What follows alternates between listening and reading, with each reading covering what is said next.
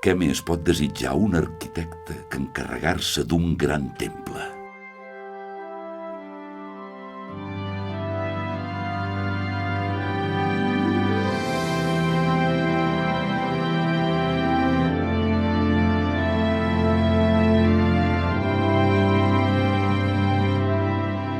Antoni Gaudí, l'arquitecte de Déu.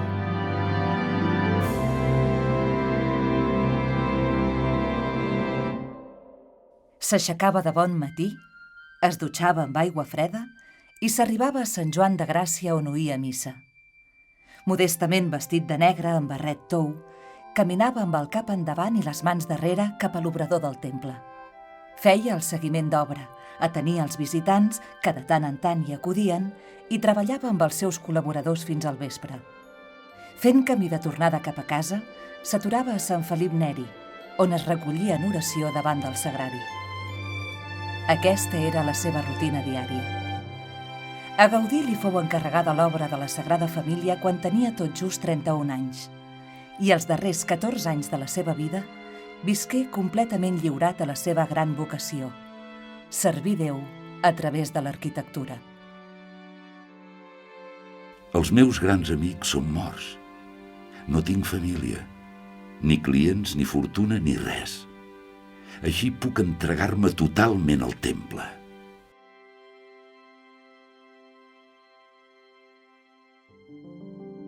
La bellesa.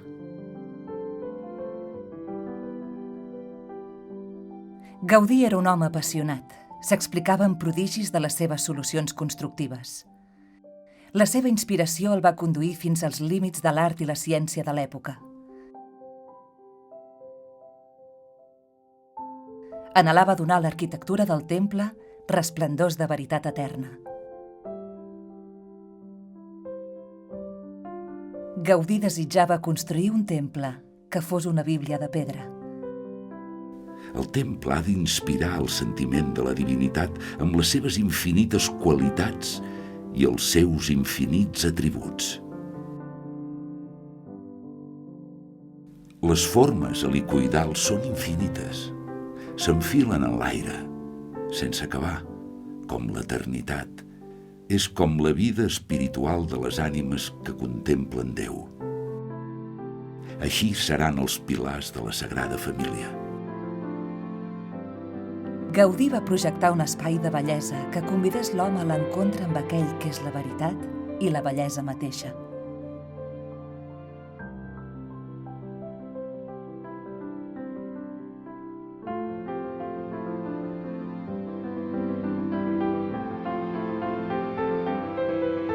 Gaudí projectava construir el temple de tot un poble.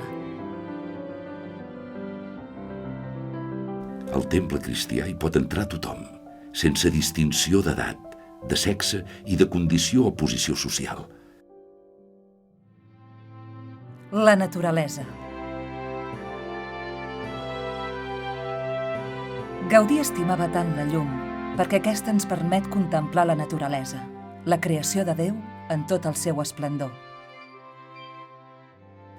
No crec que fos un pur caprici trivial posar a les nostres catedrals els vegetals de les hortes i, efectivament, crec que posar els mitjans que Déu posa a la nostra disposició per sustentar-nos i alimentar-nos és una manera d'agrair la presència d'aquests dons. Aquest arbre proper al meu obrador. Aquest és el meu mestre. La llum. Gaudí era un enamorat de la llum. Per ell, la llum era el signe d'aquell que és la llum del món.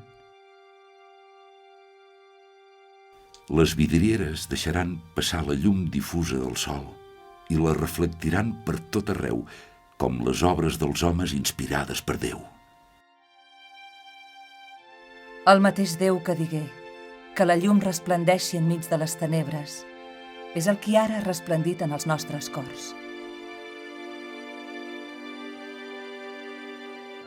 Jo, que sóc la llum, he vingut al món perquè ningú dels qui creuen en mi no es quedi en la fosca.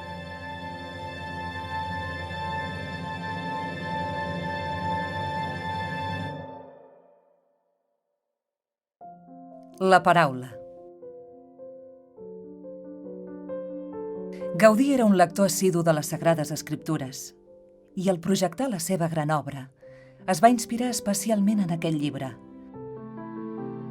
projectant el temple de la Sagrada Família com la Jerusalem celestial, descrita a la Bíblia. Al mig de la plaça de la ciutat hi ha l'arbre de la vida. Cada mes dona el seu fruit i les seves fulles serveixen per a guarir tots els pobles. L'interior del temple serà com un bosc. Les voltes seran les fulles del gran arbre que plegui el poble per alabar a Déu. Els pilars de la nau principal seran palmeres. Són els arbres de la glòria, del sacrifici i del martiri. Els de les naus laterals seran llorers, arbres de la glòria i de la intel·ligència. La litúrgia. Gaudí també es va inspirar en el llibre de la litúrgia. He après la litúrgia viva seguint el cicle anyal de l'Església amb els 15 densos volums de Dom Guéranger.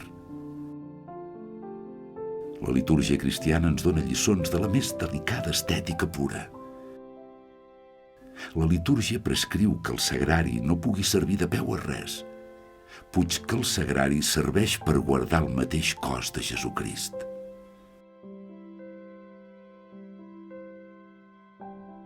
Els colors de la litúrgia romana no solament s'adiuen per complert amb la seva significació, sinó que són nets i inconfusibles. La litúrgia tot ho té previst. El sacrifici. El temple sempre ha estat expiatori. És a dir, que des dels seus inicis, ja fa més de 131 anys, es construeix a partir de donatius. En aquest sentit, el mateix Gaudí va dir: El sacrifici és necessari per a l'èxit de les obres, fins i tot de les que són lentes. El sacrifici que ofereix l'home just plau al Senyor, i el Senyor no l'oblidarà mai. El temple de la Sagrada Família el fa el poble i s'hi emmiralla. És una obra que està en mans de Déu i en la voluntat del poble. La mort. L'idea de la mort no la separarà mai ningú de la idea de Déu. D'aquí la tomba a l'Església. El dimecres dia 9 de juny de 1926, en Gaudí va anar a fer la visita a Sant Felip Neri com tenia costum. En una cruïlla, un tramvia atropellà Gaudí. En ocórrer l'accident ningú no el conegué. Un cotxe s'aturà i el portà a la casa de socors de la Ronda de Sant Pere. El malalt recobrà la lucidesa i demanà els sants sagraments, que rebé amb tot fervor. Va morir com un pobre, a l'Hospital dels Pobres. Feliços els pobres en l'esperit, d'ells és el regne del cel.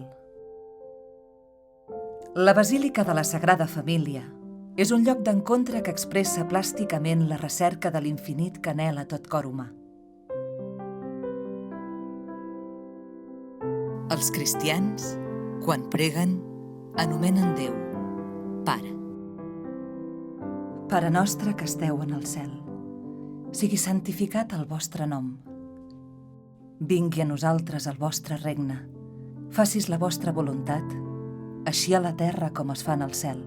El nostre pa de cada dia doneu-nos, Senyor, el dia d'avui. I perdoneu les nostres culpes, així com nosaltres perdonem els nostres deutors. I no permeteu que caiguem en la temptació, ens deslliureu-nos de qualsevol mal. Amén.